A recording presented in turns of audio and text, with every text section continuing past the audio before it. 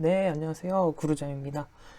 오늘은 2021년 2차 필기 기출문제 4과목 노동시장론 기출문제 수업을 시작하겠습니다. 네, 바로 시작할게요. 네, 61번. 노동조합에 관한 설명으로 옳은 것은? 네, 노동조합은 일단 아주 중요한 내용이라 그랬죠. 자주 출제가 되는 내용. 자주가 아니라 매번이죠. 네, 1번. 노조 부문과 비노조 부문 간의 임금 격차를 해소시킨다. 오히려 임금 격차가 심화되겠죠. 노조 부문에서 더 쟁의 활동을 하기 때문에 더 높은 임금을 받을 가능성이 높고 격차가 더 커질 가능성이 더 높습니다. 집단적 소리로서의 기능을 하며 비효율을 제거하고 생산성을 증진시킬 수 있다. 네, 맞습니다. 집단적 소리로서 기능을 하고 비효율 제거, 생산성 증진. 정답은 2번이고요. 3번. 시장 기능에 의해 결정된 임금 수준을 반드시 수용한다. 반드시 수용한다면 노조 쟁의가 일어날 일이 없겠죠. 네, 뭐 다른 이유로도 쟁의를 하지만 임금 관련 협상을 할 필요가 없겠죠. 네, 반드시 수용한다 틀린 말이고 4번. 노동조합의 임금 수준은 일반적으로 비노조 부문의 임금 수준에 비해 높게 책정이 되겠죠. 네, 그래서 정답은 2번이고요. 노동조합은 자주 출제되는 게 이제 분류잖아요. 분류. 그래서 한번 다시 살펴볼게요.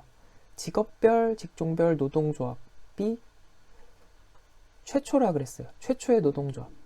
그리고 직업별, 직종별이니까 동일 직업, 동일 직종의 사람들이 모여서 만든 노동조합이고, 그래서 최초의 형태인데, 최초의 그 산업혁명 초기 때 숙련 근로자들이 노동시장을 독점하려고 만든 조합이 직업별, 직종별 노동조합입니다. 그래서 숙련 근로자들, 최초의 형태고, 따라서 노동시장을 독점하려고 한 거니까 배타적인 성격이겠죠. 네, 배타적 성격을 띠는 노동조합, 조합원 간의 상호부조 성격이다. 네, 그래서 직업별, 직종별 노동조합, 숙련근로자, 배타적. 그래서 숙련근로자들이 이렇게 배타적으로 자기들끼리 노동조합을 만드니까 이제 미숙련 노동자들이 자신들의 권익을 보호하기 위해서 동종 산업에 있는 미숙련 노동자들이 뭉친 거죠. 오늘날 전 세계적으로 채택되는 노동조합이 산업별 노동조합입니다. 그래서 동종 산업의 노동자들이 다 모이다 보니까 상당히 거대 조직이고 임시직, 일용직 근로자 조직이 용이하다는 특징이 있습니다. 네, 각 산업 분야 정보자료 수집 분석이 용이하겠죠. 산업별 노동조합이었습니다. 그래서 숙련 근로자는 이제 직업별, 직종별이었고 산업별은 미숙련 노동자, 동종산업, 오늘날 전 세계적으로 채택된 노동조합이었고 기업별 노동조합이 있습니다. 우리나라에서 주된 조직 형태가 기업별 노동조합인데 보통 이제 독과점 대기업에서 이제 기업별 노동조합의 형태를 많이 띱니다. 그래서 기업별로 조직이 되다 보니까 노동시장의 지배력이나 조직력이 상대적으로 미약할 수밖에 없겠죠. 네. 이해관계가 그 기업에 한정이 돼 있는 경우가 많기 때문에 노동시장 내에서의 지배력, 조직력은 상대적으로 미약하다. 반면에 기업별로 조직이 되어 있기 때문에 단체 협약이 비교적 용이하다는 특징이 있고 어용화될 위험성 있다 그랬죠. 네. 그리고 조합 내에서 직종 간의 대립이 가능성이 있다. 이제 직종별로 이해관계가 다를 수 있기 때문에 직종 간 대립 가능성이 있다. 기업별 노동조합. 그리고 마지막으로 일반 노동조합이 있는데 일반 노동조합은 이제 그 직업별 노동조합이 최초, 숙련 근로자, 그리고 산업별 노동조합이 미숙련 노동자 이렇게 권익을 보호 목적으로 만들었는데 여기에서 또 소외된 완전 미숙련 노동자, 자병 노동자 중심으로 해서 단일 노동조합을 이제 결성을 한 거죠. 그래서 이렇게 좀 다양하게 모이다 보니까 단체 교섭의 상대가 불명확하다는 단점이 있습니다. 그래서 직업별, 직종별, 산업별, 기업별, 일반 노동조합까지 정리해봤습니다. 이거는 아주 거의 뭐 매번 나온다고 해도 될 정도로 자주 출제되는 부분이기 때문에 반드시 숙지를 하고 넘어가시기 바랍니다. 62번. 1960년대 선진국에서 실업률과 물가상승률 간의 상충관계를 개선하고자 실시했던 정책은 실업률, 물가상승률 뭐였죠? 실업률, 물가상승률 소득정책이죠. 소득정책, 소득정책이라는 이름에 현혹되면 안 된다고 말씀을 드렸습니다. 소득정책이라 하면 뭔가 국민 소득에 관련된 정책이라고 처음 보는 순간 오해할 수 있지만 아니다. 인플레이션, 실업률에 개입을 하는 정책이 소득정책입니다. 전 세계적으로 많은 국가들에서 가장 관심을 갖고 있는 경제 문제가 인플레이션이랑 실업률이죠. 네. 그래서 이 두 가지 수치를 이제 적절하게 이제 관리하기 위해서 정부가 직접 개입하는 조치, 그게 소득 정책입니다. 그래서 이 소득 정책의 경우에는 정부가 직접 개입하다 보니까 좀 비효율이 올 수 있고 또 불평등이 올 수 있어요. 그래서 소득 분배의 불평등을 초래할 수 있다. 그리고 직접 관리하니까 정부가 행정적 관리 비용이 증가할 수밖에 없겠죠. 그리고 이제 성장 산업으로 노동력의 재배분을 어렵게 하는 측면이 있어서 성장 산업의 위축을 초래할 수 있습니다. 소득 정책. 그래서 정답은 4번입니다. 63번. 경기 침체로 실업자가 직장을 구하는 것이 더욱 어렵게 되어 구직활동을 단념함으로써 비경제활동 인구가 늘어나고 경제활동 인구가 감소하는 것은 구직활동을 단념했어요. 실망했죠. 네, 실망 노동자 효과입니다. 네, 물론 이렇게 풀어도 되지만 당연히 알고 있어야겠죠. 실망 노동자 효과, 부가 노동자 효과는 중요합니다. 그래서 잘 알아두셔야 합니다. 이제 경기 침체 시에 이제 나타나는 효과인데, 경기 침체 시에 실망해서 실망 노동자고요. 부가 노동자는 노동자가 부가됐어. 더 늘어났어요. 그래 보이는 효과가 부가 노동자 효과입니다. 네, 내용을 볼게요. 왜 실망했을까요? 구직자 수가 구인자 수보다 훨씬 많아지죠. 경기 침체 시에는. 네, 불황 때는 구직자가 너무 많아집니다. 상대적으로. 그래서 경제활동 가능 인력이 구직활동을 단념합니다. 자, 이 그림에서 보면 돼요. 경제활동 가능 인력이 경제활동 인구에서 구직활동을 단념하면 어디로 가요? 구직 단념자가 되죠. 실업한 사람들 구직 단념하면 비경제활동 인구로 가요. 그러면 여기 있던 사람들이 구직 단념자로 이동했으면 여기 숫자가 줄어들잖아요. 실업자 수가. 그래서 실업률이 상대적으로 실업자 수가 상대적으로 낮아 보이는 효과. 그게 실망 노동자 효과입니다. 실업 노동자들이 실망해서 구직을 단념했어요. 그러니까 실업자 수가 줄어 보이는 효과. 그게 실망 노동자 효과입니다. 비경제활동 인구로 전환하는 거. 부가 노동자 효과. 부가 노동자 효과의 경우는 이제 가구주가 실직을 했어요. 저희 아버지가 이제 실직을 하게 된 거예요. 그래서 비경제활동 인구에 속한 2차적 노동력이 구직 활동을 해요. 저희 어머니 집에서 이제 주부로 계시던 우리 어머니도 일을 하러 나가고, 대학생의 저와 저의 형제들도 이제 구직 활동을 하는 거죠. 너도 나도. 구직 활동을 하게 되면 경제활동 인구로 전환이 됩니다. 그렇죠? 네. 여기는 이제 일할 의사가 없는 사람들이 포함되는 거고, 비경제활동 인구에는, 경제활동 인구는 이제 일할 의사 능력이 있는 사람들이 포함되는 거죠. 그래서 가족 구성원들이 이제 2차적 노동력이라는 용어를 써요. 네, 2차적 노동력. 가족 구성원이 구직활동을 하면서 경제활동 인구로 전환이 됩니다. 그러면 어떻겠어요?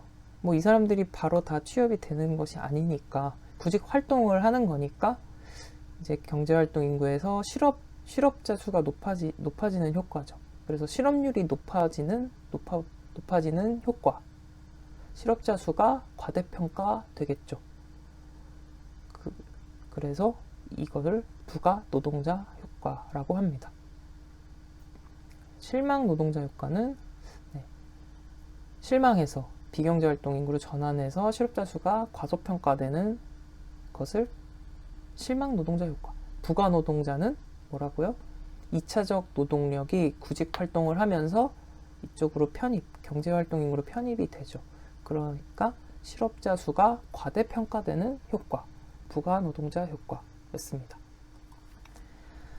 그러면 문제로 가서 경기 침체로 직장 구하는 것이 어렵게 되어 단념해서, 그래서 실망 노동자라고 했죠. 네, 정답은 1번입니다. 넘어갑니다. 넘어가기 전에 대기 실업 효과 보기에 있었죠. 네, 대기 실업 효과는 이제 더 좋은 일자리가 오겠지 하면서, 그러니까 대기하는 거예요. 대기 상태로, 이제 실업 상태로 대기한다. 더 좋은 일자리가 오겠지 하면서 이제 취업을 다시 하기보다는 여가를 선호하는 경향이다. 그래서 노동조합 얘기에서 나오는데, 이제 노동조합 조직 부문과 비조직 부문 간의 임금 격차가 클 경우에 어떻겠어요? 나라면. 네, 노동조합 없는 조직을 떠나서 노동조합 있는 데로 가면 돈 더 많이 받잖아요. 그러기 위해서 이제 대기하는 거.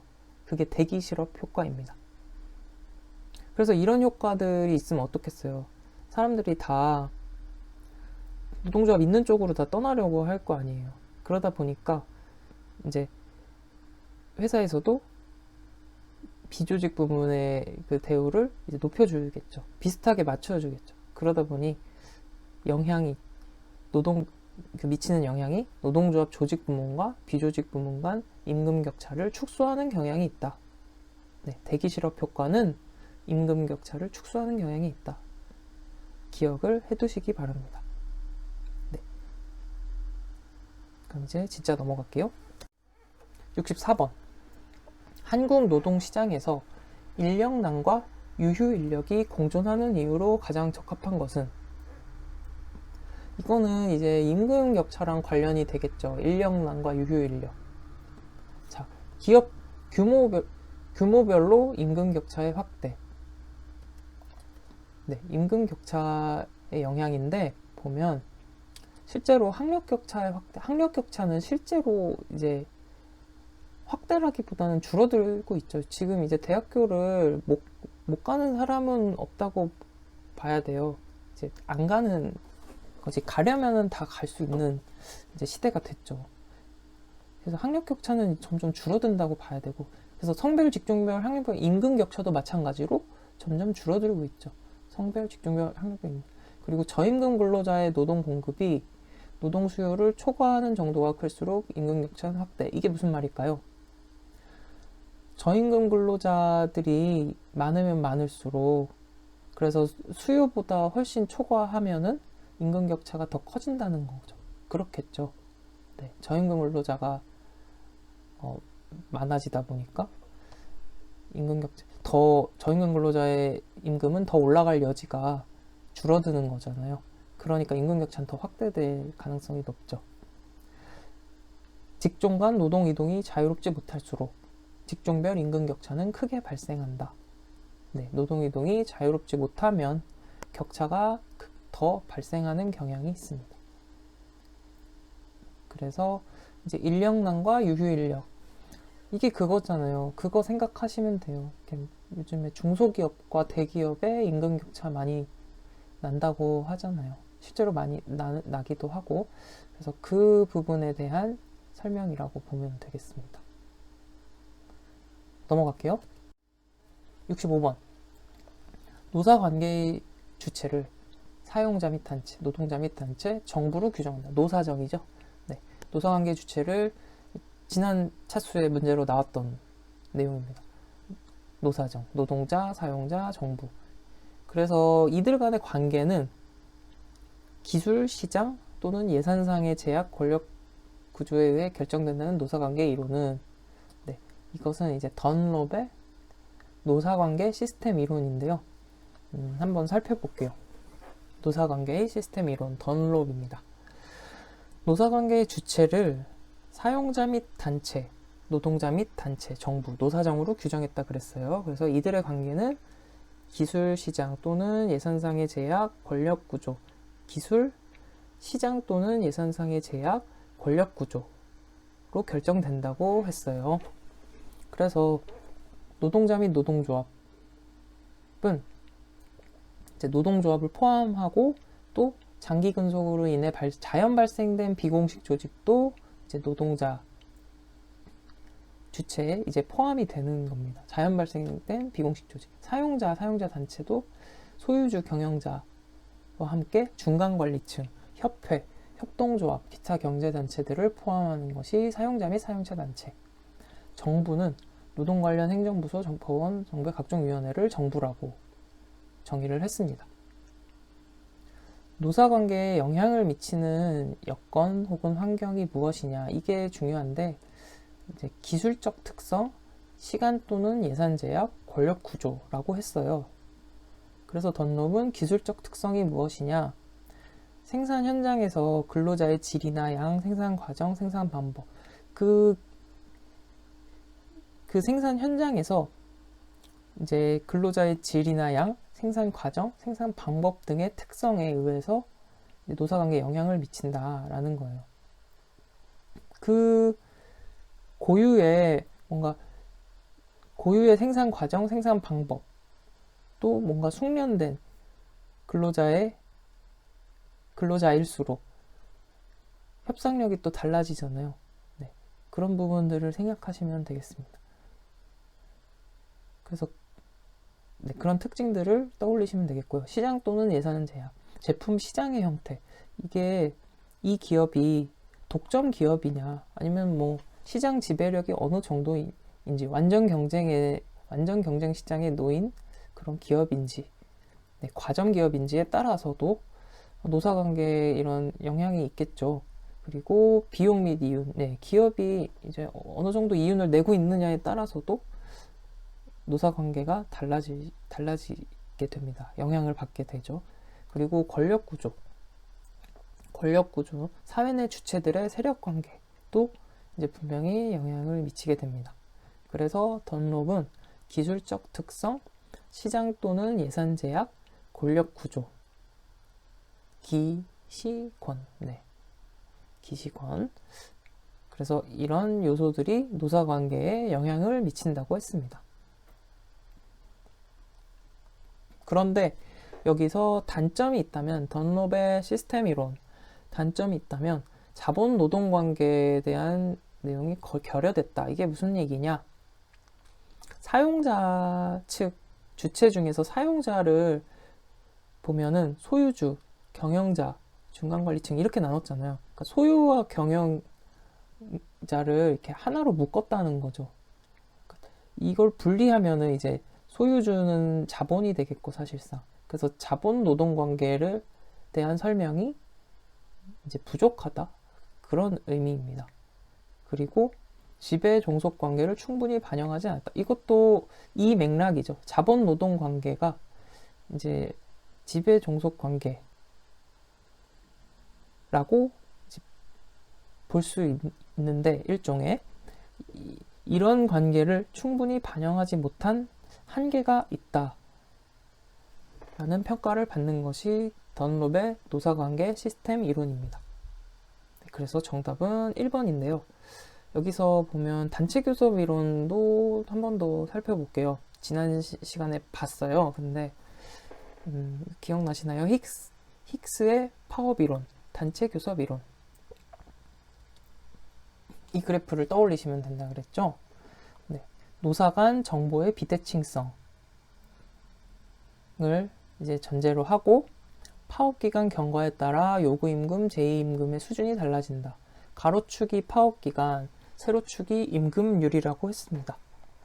그래서 파업기간이 이렇게 길어질수록 이 선은 노동조합의 저항 곡선인데 노동조합이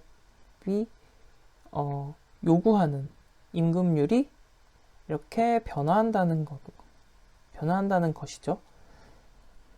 이 파란색 곡선은 사용자 양보 곡선인데 파업 기간이 길어질수록 사용자 양보 곡선도 이렇게 변한다는 거죠. 그래서 노동조합의 이런 요구 임금과 사용자의 제한 임금, 이런 양보하는 임금이 서로 만나는 지점에서 파업 기간이 결정된다. 파업 기간이 이렇게 되겠죠. 요 기간이 파업 기간이 되겠죠.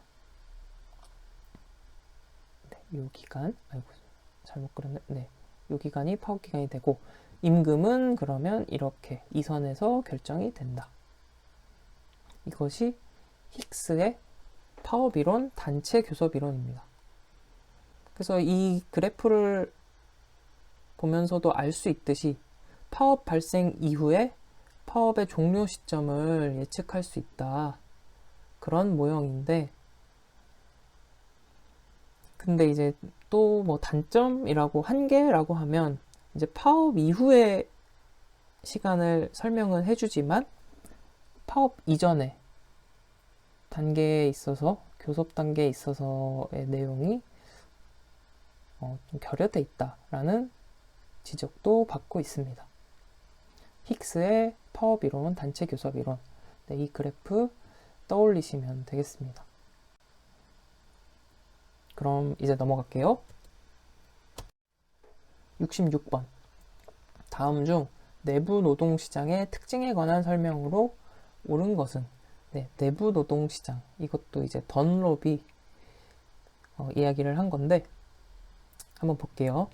기업 내 규칙이나 관리가 노동시장의 기능을 대신한다는 거예요. 노동시장의 기능을 기업 내 규칙 또는 기업 관리가 대신한다는 거죠. 노동시장의 기능이 기업 내로 옮겨진 현상을 설명. 네. 외부 노동시장 기능이 이제 기업 안으로 옮겨졌다. 1차 노동자와 장기 근로자로 구성된다. 내부 노동시장은 1차 노동자라 하면 정규직을 말하는 것이고요. 그리고 장기 근로자로 구성된다. 내부 노동시장에서는 이제 승진 제도가 중요한 역할을 합니다. 네, 그렇겠죠. 그래서 임금이라기보다 이제 승진제도가 중요한 역할이고 이제 특징적으로 외부 노동시장과 엄격히 구분이 돼요. 그래서 이제 외부 노동시장과는 엄격히 구분이 돼 있고 그래서 신규 채용, 복직, 능력 있는 자의 초빙 시에만 외부 노동시장과 연결이 된다는 특징이 있습니다. 언제? 신규 채용, 복직, 능력 있는 자 초빙 시에만 외부 노동시장과 연결이 된다는 특징이 있습니다. 네, 엄격히 구분되어 있고 고용과 임금이 분리되어서 결정된다. 이게 승진제도가 중요한 역할이라는 게 좀 이런 맥락이죠. 이것도 고용과 임금이 분리되어 결정돼. 노동통제, 협상력, 관습 등에 의해서 임금이 결정됩니다. 그렇다 보니까 외부 시장과의 임금 격차가 발생합니다. 보통은 이제 고용할 때 이제 임금이 이제 정해져서 이제 뭐 채용할 때 그렇게 되잖아요, 보통은. 근데 이제 내부 노동 시장에서는 그게 엄격히 분리가 되어 있다. 노동 통제, 협상력, 관습에 의해 결정된다. 기억을 해두시면 되겠습니다. 그래서 정답은 문제를 볼게요.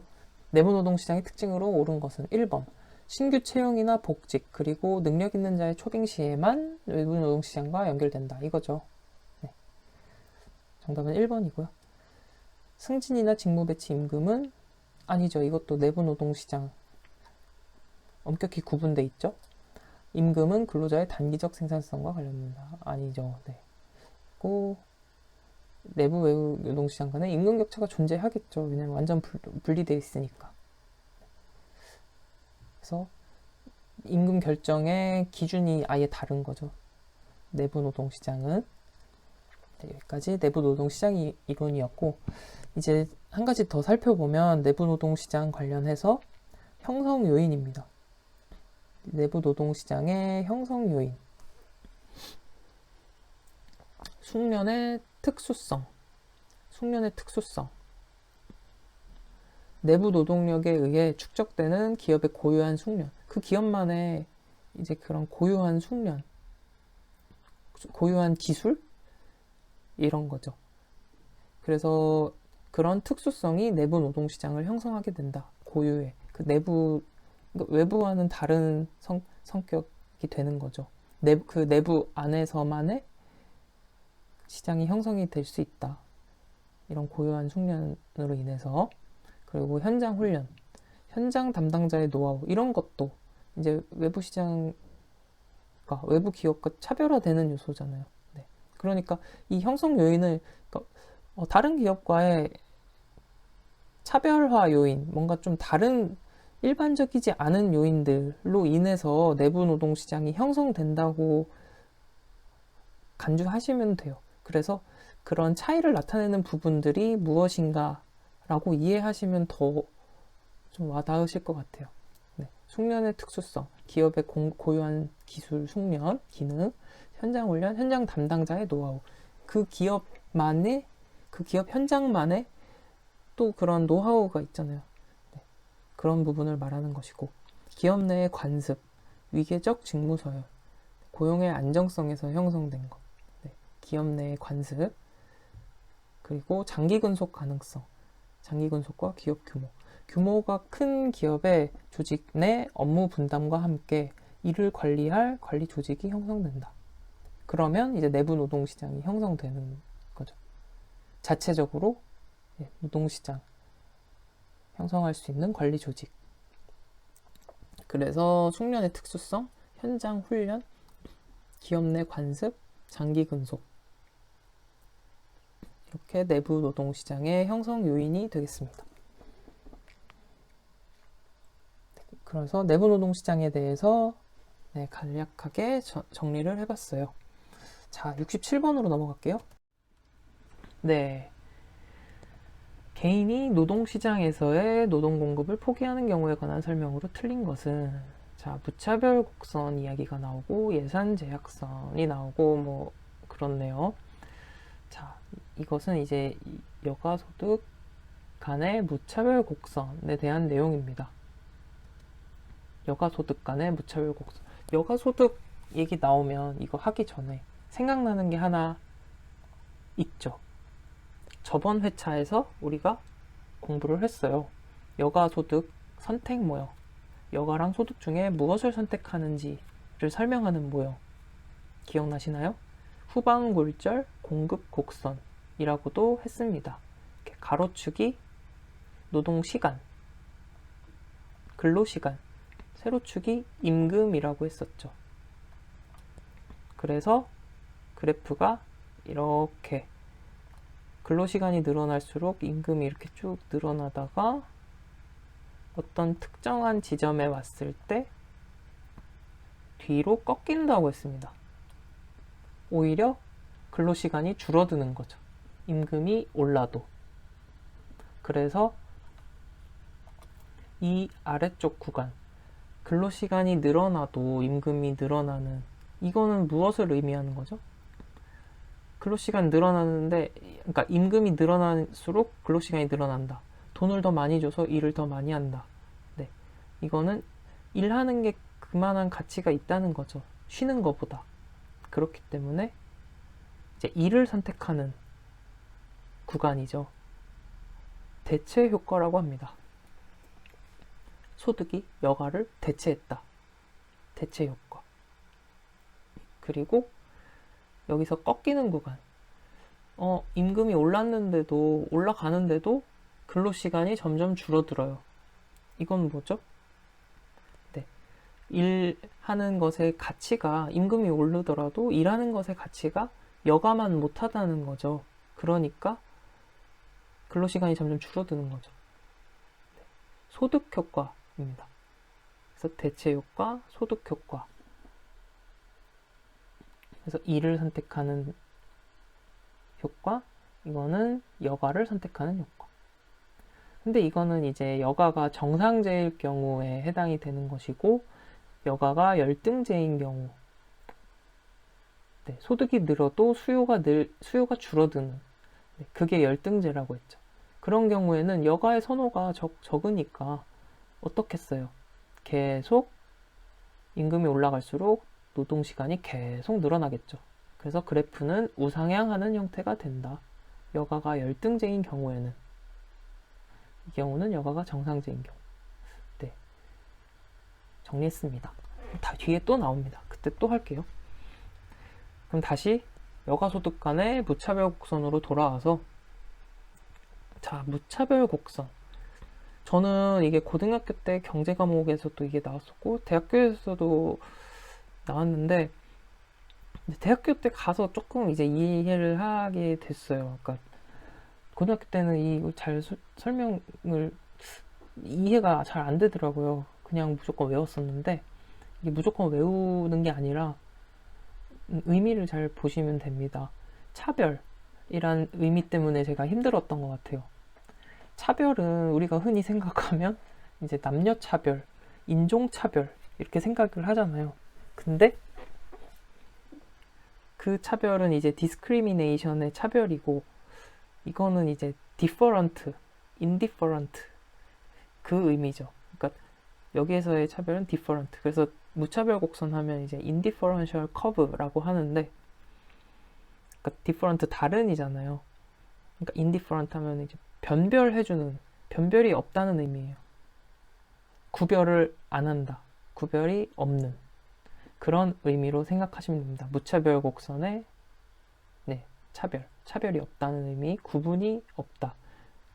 그래서 보면 예산제약선, 무차별 곡선, 시장임금률, 요구임금률이라는 용어들이 나오는데, 네, 천천히 보면 하나도 못할 게 없습니다. 네, 차근차근 이해하는 부분입니다. 여기는 외우는 부분이 아니고 천천히 보시면 됩니다. 자, 그래프의 X축이 노동시간, 여가시간으로 돼 있죠. X축에 이게 두 개가 같이 나와 있어요. 그러니까 이쪽으로 갈수록 노동시간이 많아지는 거고, 이쪽으로 갈수록 여가시간이 많아진다. 이렇게 생각하시면 됩니다. 세로축은 소득. 네. 그래서 노동시간과 여가시간을 한 차원, 한 축에 다 넣었잖아요. 그래서 구별이 없잖아요. 무차별 곡선이라고 이해하시면 되겠습니다. 노동시간, 여가시간 이제 한 차원에 넣었기 때문에 구별이 없다. 자, 그러면 이제 예산제약선을 먼저 볼 텐데, 이 선을 이제 예산제약선이라고 해요. 이 선의 의미하는 게 무엇이냐? 이제 이 시간이랑 소득을 나타내 주는 거예요. 시간 대비 소득, 노동시간 대비 소득. 노동시간, 내가 주어진 시간이 있는데 그 시간을 노동으로 다 쓰면, 이쪽이 노동시간이잖아요. 노동으로 다 쓰면 소득이 이만큼 온다는 거고, 일을 하나도 안 하고 다 여가로만 쓰면 소득이 0이겠죠. 그리고 노동시간과 여가시간을 적절히 배합을 해서 일을 조금 더 많이 반반으로 한다면 소득이 이 정도고, 노동을 좀 더 많이 한다 그러면 소득이 이 정도, 이렇게 나오겠죠. 네, 이해되시죠? 예산제약선의 의미는 이런 거예요. 근데 이 가격은, 이 소득은 누가 결정한 거냐? 이제 시장이 결정했다는 의미예요. 시장에서 너 일을 이 시간만큼 하면 이만큼 줄게, 이 의미라고 이해하시면 되겠습니다. 됐죠? 예산제약선. 그리고 그러니까 이제 시장 임금률이라는 개념이 나오는데, 이 예산제약선에서 기울어진 정도가 시장이 제시하는 임금률이라는 겁니다. 근데 뭐 임금률이 뭐냐, 막 또 정확하게 막 너무 심오하게 들어갈 필요는 없어요. 그냥 시장의 임금이다라고 생각하시면 됩니다. 예산 제약선의 기울기는 시장의 임금 정도를 의미하는 거구나 라고 이해하시면 되고요. 그 다음에 이제 무차별 곡선이라는 거는 이제 이런 곡선을 말하는 겁니다. 노동시간, 여가시간의 구분 없이 하나의 곡선으로 표현한 거죠. 무차별 곡선. 무차별 곡선이 이렇게 지금 3개를 그려놨는데 이 곡선상의 한 점에서의 접선의 기울기를 요구임금률이라고 한대요. 그러니까 이게 개인의 무차별 곡선이거든요. 개인, 이게 나라고 생각하시면 됩니다. 근데 이 내가 요구하는, 내가 기대하는, 바라는 임금이 있을 거잖아요. 그거를 알아내려면 요 직선상의 어느 한 점, 한 지점, 예를 들어 그러니까 뭐 이 곡선을 한번 예로 들게요. 제일 위에 있는 곡선. 여기서 내가 노동시간, 여가시간 이렇게 딱 반으로 자르면 뭐 대략 이 정도, 일을 나 요 정도만 하고 싶어. 이렇게 하는 거 너무 노동시간 많아지는 것 같고, 이렇게 하면은 너무 노는 것 같으니까 딱 노동여가 한 절반 정도 되는 이 지점에서 일을 하고 싶어.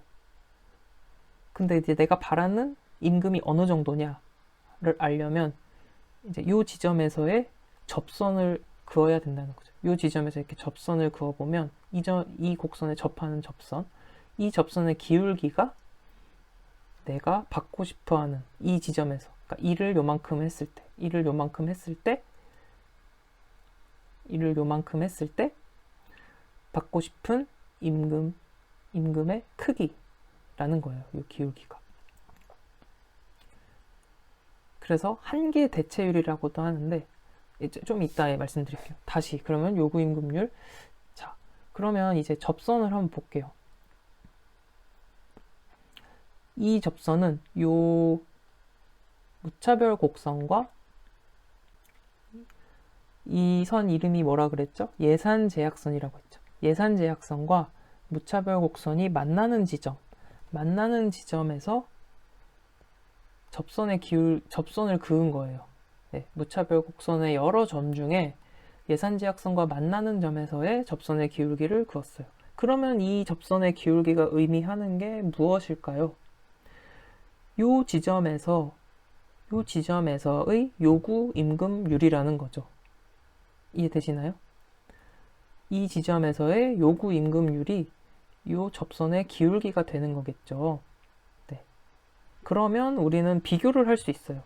이것의 기울기가, 이 직선의 기울기가 요구 임금률이고, 이 선이 뭐라 그랬죠? 예산제약선이라고 했습니다.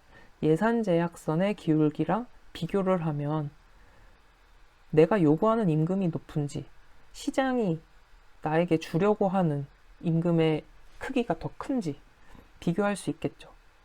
그래서 이 직선의 기울기랑 이 직선의 기울기랑 비교를 하는 겁니다.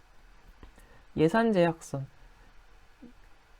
시장 임금이죠. 시장 임금, 시장이 주려는 임금의 기울기가 요 정도고, 이거분의 이거죠. 요거고, 이제 내가 받고 싶은 기울기가 요거예요. 그쵸? 요거분의 요거예요. 그쵸? 어떤 게 더 가파라요? 네, 이게 더 가파르죠. 기울기가 더 크다는 의미겠죠.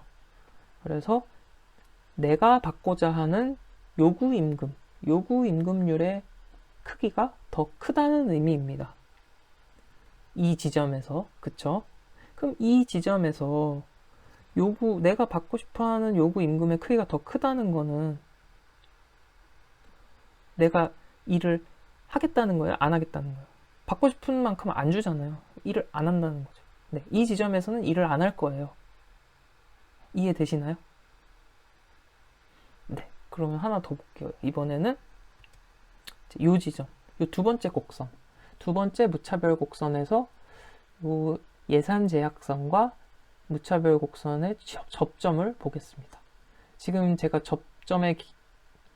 그 접선을 점선으로 표시했죠. 이제 예산제약선과 같은 선이 됐어요. 기울기가 같다는 얘기죠. 시장 임금률이랑 요구 임금률이랑 같다는 의미가 되겠죠. 네. 내가 요구하는 거랑 시장이 주려고 하는 임금이랑 같다. 이렇게 해석을 하면 되겠습니다. 자, 세 번째 곡선으로 가볼게요. 이 곡선에서는 시장 임금, 그러니까 예산 제약선과 접점이 있나요? 없죠. 네. 내가 원하는 이런 그 노동 여가 중에 이제 선택하려는 이 조건 중에는 시장의 기준을 만족하는 게 없는 거예요. 만나는 점이 없다는 거는. 그렇다면 내가 일을 하겠어요? 안 하겠어요? 안 하겠죠. 안 만나잖아요. 지금 접점이 없잖아요. 그래서 이렇게 무차별 곡선과 예산 제약선이 만나는 게 없으면 이제 노동을 하지 않는다는 거예요. 노동 공급을 하지 않는다. 라는 의미겠죠. 네, 이해되시죠? 네, 그러면 이제 한계 대체율에 대해서 얘기를 안 했네요. 네, 한계 대체율이라는 거는 그러니까 요구 임금률이랑 같다고 했어요. 그러니까 이 다르게 말해서 한계 대체율이라는 건데 한계의 의미 혹시 기억나시나요? 네, 3차 문제 풀 때 한계의 의미를 여러 번 이제 강조를 했었는데 마지널. 네, 경제학에서는 한계의 개념이 굉장히 많이 나오죠. 그 마지널이라는 의미는 뭐라고 했죠? 변화량, 증가량의 의미라고 이해하시면 된다고 했습니다. 마지널, 변화. 그래서 marginal rate of substitution. 그러니까 대체를 했을 때 변화량, 변화율이죠, 여기서. 그러니까 대체했을 때 변화율. 노동이나 소득, 노동이나 여가, 뭐 둘 중 하나를 이렇게 대체했을 때 변화하는 양을 의미한다고 보시면 됩니다. 그래서 그게 이제 요구 임금률이 의미하는 거랑 이제 같은 의미다. 이렇게 보시면 되겠습니다. 그러면 이제 여가소득 무차별 곡선에 대한 설명이 이제 다 된 것 같아요. 네. 어느 정도 된 것 같고 문제로 한번 들어가 보겠습니다. 개인이 노동시장에서 노동 공급을 포기하는 경우에 관한 설명으로 틀린 것은 노동 공급을 포기하는 경우. 자, 1번 개인의 여가소득 간의 무차별 곡선이 수평에 가까운 경우이다. 무차별 곡선이 수평에 가까운 경우를 한번 그려볼까요? 이 무차별 곡선이 수평이라는 건 이렇게 눕는다는 거죠. 그럼 한번 그려볼게요. 예를 들어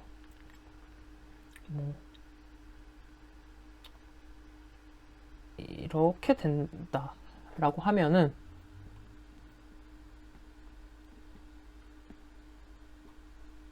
네, 이렇게 수평에 가까운 경우다. 이렇게 되면은 자, 보세요. 기울기가 이렇게 만나는 지점에서의 기울기를 보시면 돼요.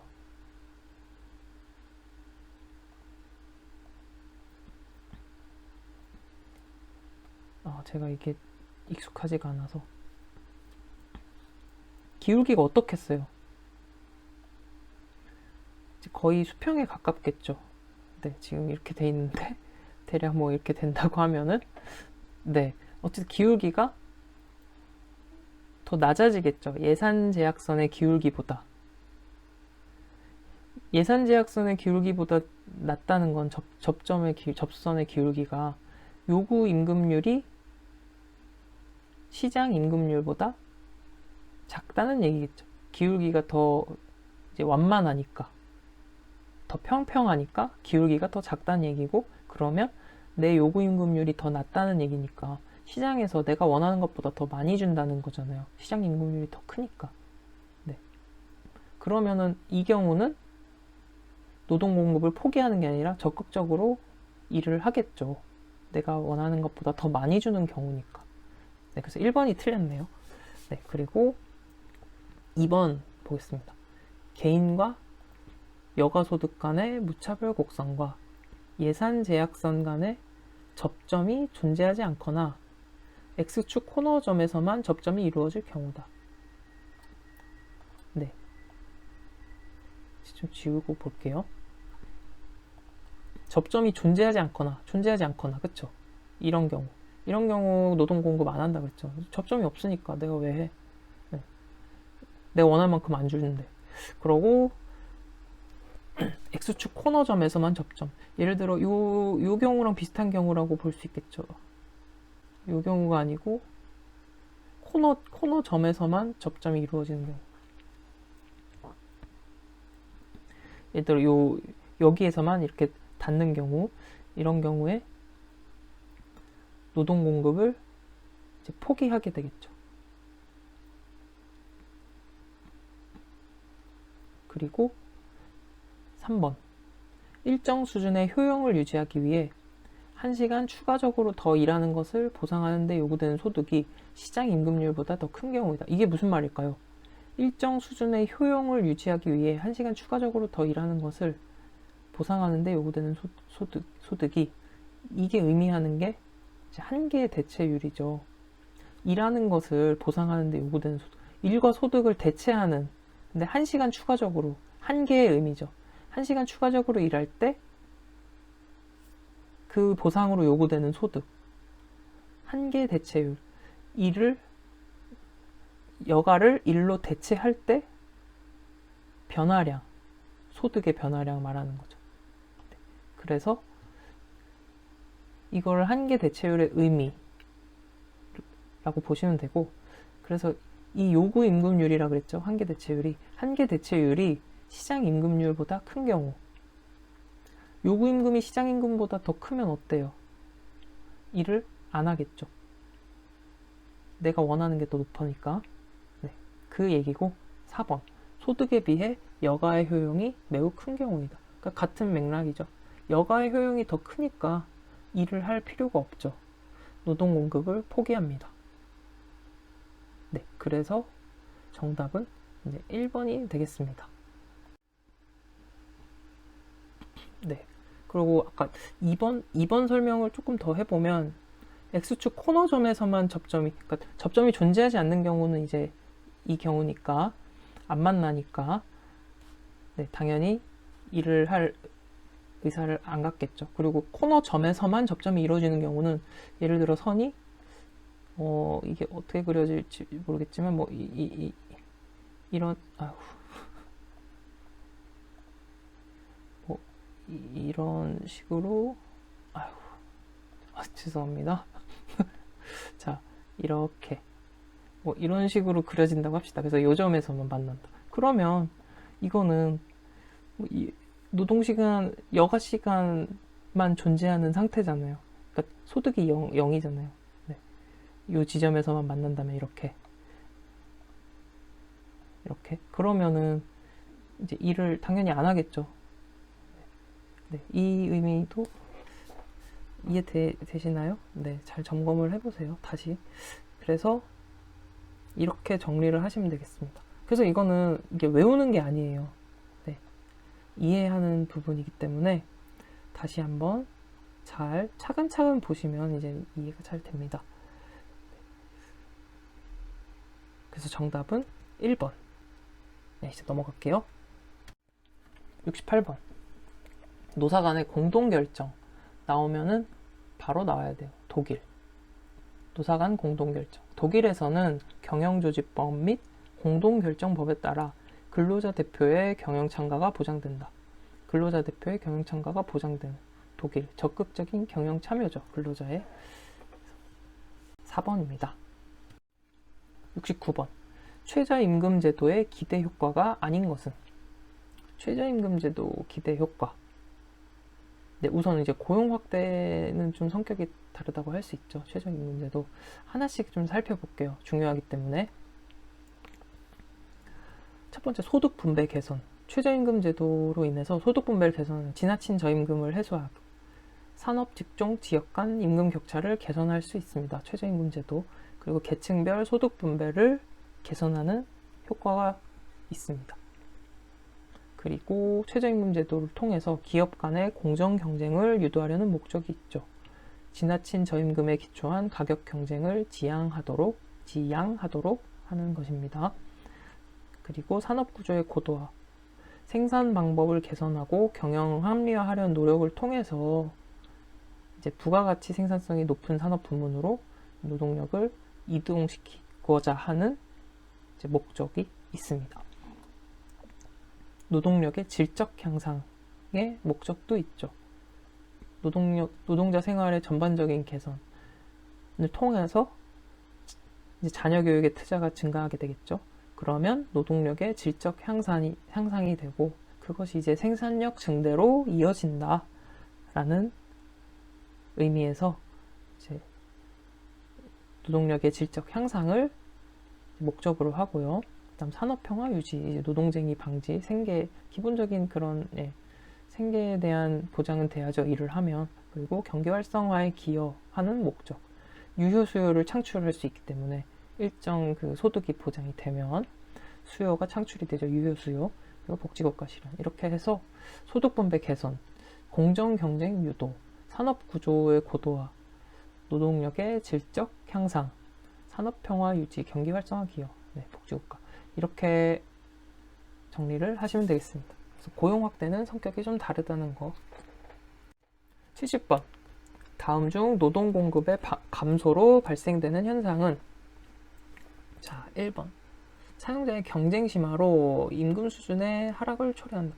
근데 이건 좀 맥락 앞뒤가 안 맞죠. 경쟁이 심화되면은 임금 수준이 이제 높아질 가능성이 높죠.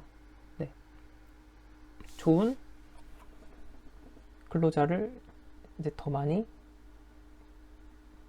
데려오기 위해서 이제 임금 수준이 더 오히려 높아질 가능성이 높아지고, 노동 공급이 감소되면은 고용 수준의 증가랑은 관련이 없습니다. 그리고 공급이 감소하면 이제 임금 수준이 올라가겠죠. 노동 임금 수준의 상승. 공급이 줄어들면 이제 수요자들은 이제 그대로라면 이제 또 그 줄어든 노동력을 데려오기 위해서 임금이 올라가게 됩니다. 네, 초과 노동 공급 현상이랑은 상관이 없고, 그래서 정답은 3번이 되겠습니다. 네, 이렇게 해서 70번까지 살펴봤고요. 네, 또 마찬가지로 복습 반드시 하시고요. 네, 잘 정리하시고 또 다음 영상에서 뵙겠습니다. 고생 많으셨습니다. 그럼 이만 감사합니다.